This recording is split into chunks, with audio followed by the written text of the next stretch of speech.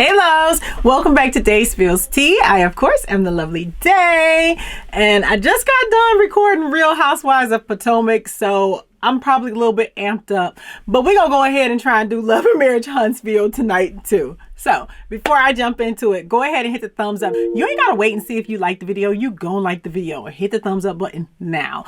Be sure to leave some comments down below. Let me know your thoughts on my thoughts about the episode. And then if you haven't subscribed, do that. If you have already subscribed, thank you so much for coming back. I love you too. Anyways, let's go ahead and jump into it. So this episode starts out, first of all, let me just say, Martell is so pitiful. He is really, really a loser. And I feel bad because those four beautiful children, their children are so cute, so sweet, so smart. They need you to be a dad, and they need you to be a grown man, and they need you to set an example. Anyways, so they start out, they're meeting at Melody's office to discuss the comeback group. And so Martell is kind of looking around, and he's like, yeah, it's definitely Melody's office. Like, it's no longer Melody and Martell Holt. I mean, it is what it is, bro. Like, he's like, the moment I didn't sign that lease, why didn't you sign the lease? I'm sure there's a story there. Anyways, so they sit down in their meeting, and it's, you know, the Scots 2.0, Melody and Martell. And Melody is like, I had already decided that I wasn't going to be a part of this back in 2019. And we saw that on the show. So Marceau starts talking about his ideas on how they can pursue projects. And she said something about the fact that she had already pulled out back in 2019. And he mentioned, like, you know, you can pull out and still have a baby. Okay, he was just making a joke. But it sparked her memory. And so she asked Martell, like, where are my kids? And he says they're in her office. So she jumps up to go and see the kids. He tried to make such a big deal out of that. And do I agree that maybe she shouldn't have just jumped up and they had already started their meeting? Maybe not. But there would have been a better way to do it. But I'm the same in that if my kids are in the building with me and I haven't seen them today, especially if I haven't seen them in several days, I'm going to speak to my kids. You know, and Martell is like, that's that gangster. Yes, I'm going to speak to my kids, and I'm going to tell them don't do nothing stupid in my office. Like, I don't think that was so strange and unusual. Like, he kind of tried to make it like she was acting a fool. Anyways, so the kids, of course, are all super, super happy to see her. The little baby, oh my God, I love her little face. She's so cute. So when she returned, she's asking them, like, do we want to vote on who's going to be in the group and who's not? And I'm thinking, like, Melody, why did you agree to have a meeting at your office and you don't want to be in it? Because you could have said that. You could have said, I don't want to be in it. You know what I'm saying? Didn't appreciate the fact that Chris, the realtor, and Martell and Marceau had apparently had a meeting. They talked, they kind of threw some jabs at her. Of course, Martell and Marceau kind of denied it. But then Martell accuses her of being the problem with the comeback group to begin with. So he's like, you know, all the dissension or whatever was Melody's fault. And she's just like, why is he trying to put that on me? And it wasn't. Like, you know, I wasn't responsible for it. So then they keep talking, and he suddenly blurts out, so you could do what? Neglect the kids? Like, it's so clear that woman don't neglect them kids. He is such a baby. He's such a loser. And anytime things are not going his way, he will just make up a random lie. When he was interviewing with Dr. Heavenly and she's grilling him about cheating, he just randomly says, well, Melody was cheating on me. She had a bunch of abortions. She was aborting my babies because they wasn't really my babies. He just makes something up. Like, he just randomly makes something up. So this time he makes up that she's neglecting the kids. And he walks out and goes to get the kids, and they leave.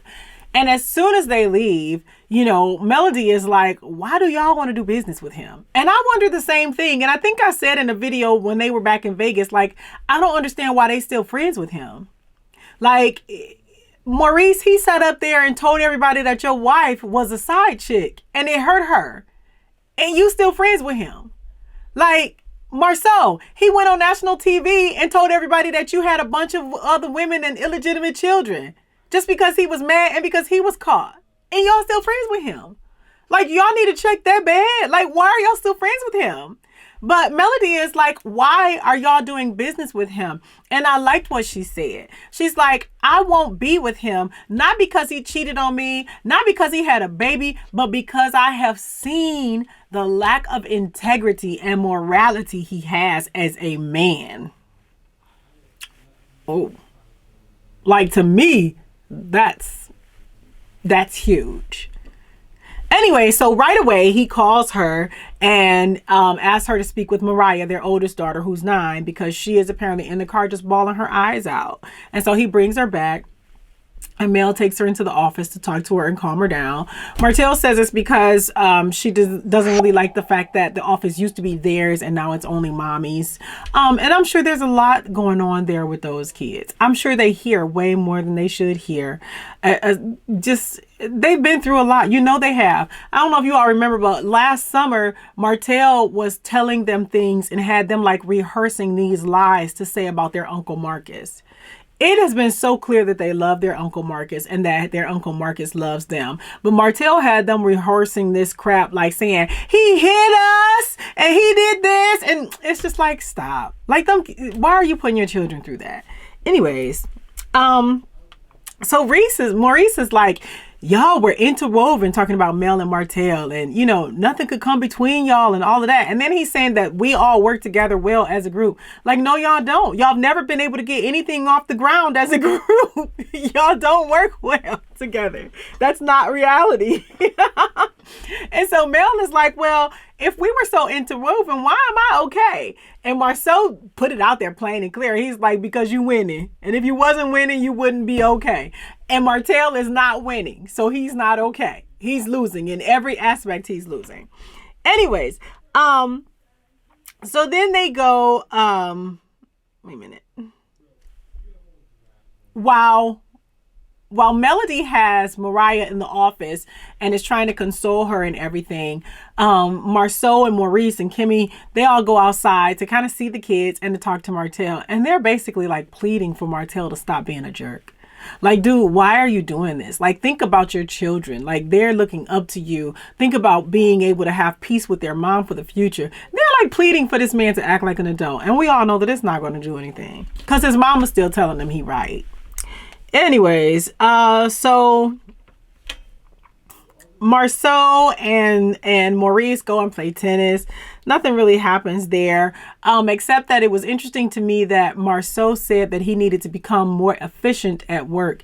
Maurice said he needed to become more efficient at his work so that he could have more time with his wife. And Marceau said that that was something he was already working on. He says he has an exit date. He has a plan and goals on a timeline established. But my thing is respect Tisha enough to tell her. Because I have a feeling that she's not clued in on your plans. So as far as she knows, there's no end date in sight. And you're going to be working like this until you can work like this no more. So if that's true and you have a plan on when you're going to be able to be available to her and your children, you should fill her in on that. You should actually even include her in the planning. Let her have a say. I know it's a novel idea that a woman could have a say.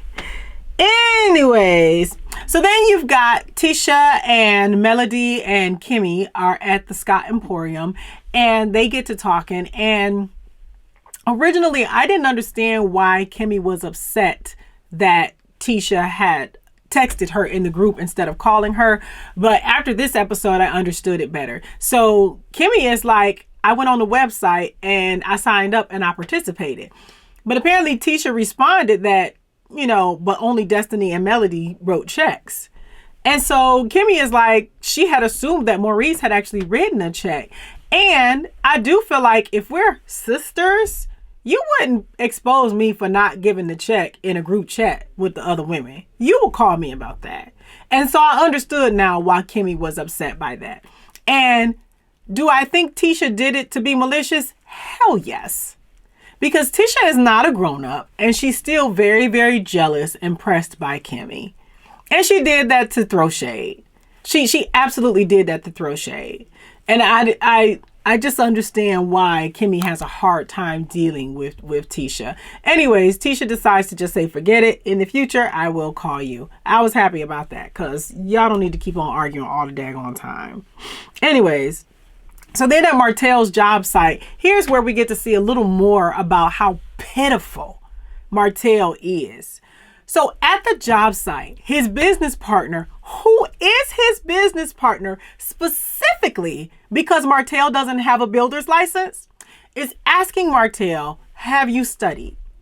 Martell says, yeah, I was able to get focused like one night. I studied like one night. What? So his business partner is like, come on, man, you got to focus. He talking about, I am focused. I'm focused on this. I'm focused on that. I'm focused on this. I'm focused on that. That's not focus. Because the only thing you focused on is Melody. Is trying to get her back, trying to make her do what you want her to do, and then trying to embarrass her when she doesn't. That's your focus. It's not the kids. It's not building. It's not studying for the builder's license. It's nothing important. It's only Melody. Period. I think that anybody with eyes can see that. Anyway, so his friend is like, what software are you using? Martell had no idea what he was talking about. He had no idea what he meant by software. This man has put nothing into moving himself forward. He has not made a single bit of progress since Melody left him. He is a loser. He is a loser. The thing that you claim is your specialty, the thing that you claim is your profession, is your expertise, you're not licensed to do, and you're not doing anything to get licensed to do it. So then Melody calls and she wants to talk to him, and he knows why she wants to meet with him. He knows that it's because he's an idiot and he acted a fool with her date last night. So she arrives, and basically what it comes out to be is that she had a date. She went to a restaurant that they both like. He knew where she was going, and he showed up. He showed up and showed his behind because he's a child and an idiot. This fool sitting up there has recorded her date, and he's putting the phone in her face like she should be embarrassed. You should be embarrassed. Talking about do better, Mel. Do better. She's doing better. She's been doing better since the day she left your milk dud head behind. Oh my God. Like, he just looks and sounds so stupid. And she's like, you left a business meeting to come and see what your ex-wife is doing. Like, you're a loser. His business reputation is going to be in the toilet if it's not already. The only thing he gonna be able to do is sell that shampoo and stuff that he was trying to get in Destiny's beauty supply store. Nobody's going to want to keep building with you.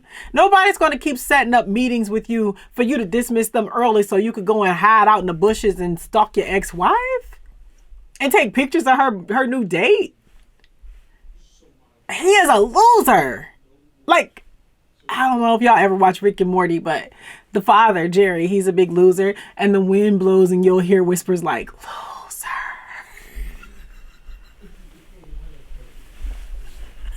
That's what they need to do for Martell, because he is a loser. And if you didn't understand what I said the first 10 times, I mean that he is a loser. Like, he's losing at life. Anyways, yeah, so while they're arguing about that, you know, she's like, you should have been worried about what you was doing when we was married or whatever. And then he tries to throw it at her again and accuse her of cheating and all of that. It's just, at this point, it's just terrible. And when she was meeting with Tisha and Kimmy, I thought that it was brilliant that Kimmy asked her, what can we do in those situations? Like, what is our role to make things better? And Melody gave the right answer. She said, don't put us in a room together. Like, stop trying to make us still be this one big happy family, this one big friend group. We can't be. Don't put me in a room with him. And they're like, is it that bad? And I'm like, have y'all not been watching? Like, we're watching it on TV, but I would assume that in person it's probably a lot worse than what we see. So what do you mean, is it that bad? Yeah. Stop putting them in a room together. Woo. Anyways, What are y'all thoughts on Martell not even studying for this builder's license? What are y'all thoughts on this fool showing up at her date, recording, taking pictures of her date? What the hell? What the hell? Anyways, thanks so much for watching, y'all. Bye.